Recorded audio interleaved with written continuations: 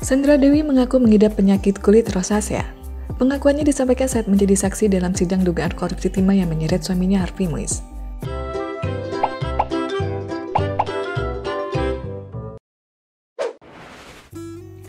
Penyakit yang diderita sejak 2023 itu membuat Sandra Dewi kesulitan menuntaskan tanggung jawab pekerjaannya termasuk endorsement. Penyakit ini juga membuat Sandra Dewi harus bolak-balik berobat ke Singapura saat kambuh. Namun, penyakit yang harus diderita seumur hidup ini rupanya masih asing bagi sebagian masyarakat. Memangnya apa itu penyakit rosacea? Penyakit rosacea adalah kondisi peradangan kulit yang menyebabkan kemerahan pada wajah atau bagian tubuh lainnya, termasuk mata. Rosacea umumnya menyerang bagian tubuh seperti hidung, pipi, dahi, telinga, dan dada. Kondisi ini menyebabkan jerawat dan pembengkakan pada kulit.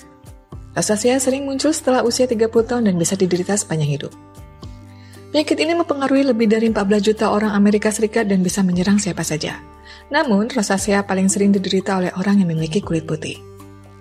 Beberapa penyebab rosacea sendiri diantaranya paparan sinar matahari, suhu panas atau dingin. Pola makan yang buruk seperti konsumsi alkohol, makanan pedas juga dapat jadi pemicu munculnya rosacea. Ada beberapa jenis rosacea, diantaranya erythematotelangiectatic. Rosacea ini bersifat menetap dan menyebabkan kemerahan pada wajah dengan pembuluh darah yang membesar dan terlihat jelas. Gejalanya datang secara tiba-tiba. Papulopustular. Kondisi ini memunculkan jerawat berisi nanah atau cairan terbentuk di kulit. Kulit dapat membengkak dan gejalanya mirip dengan jerawat.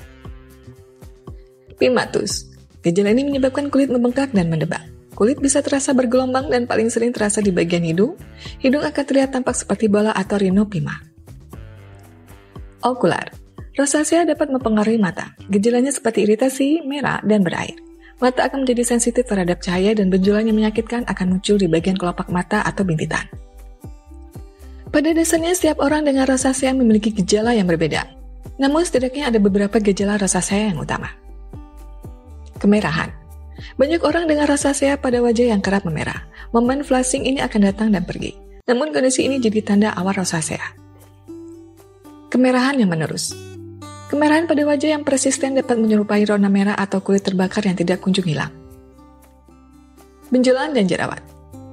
Benjolan kecil, merah, padat, atau jerawat berisi nanah seringkali muncul pada kulit orang dengan rosacea. Biasanya gejala ini akan dibarengi dengan sensasi terbakar dan perut.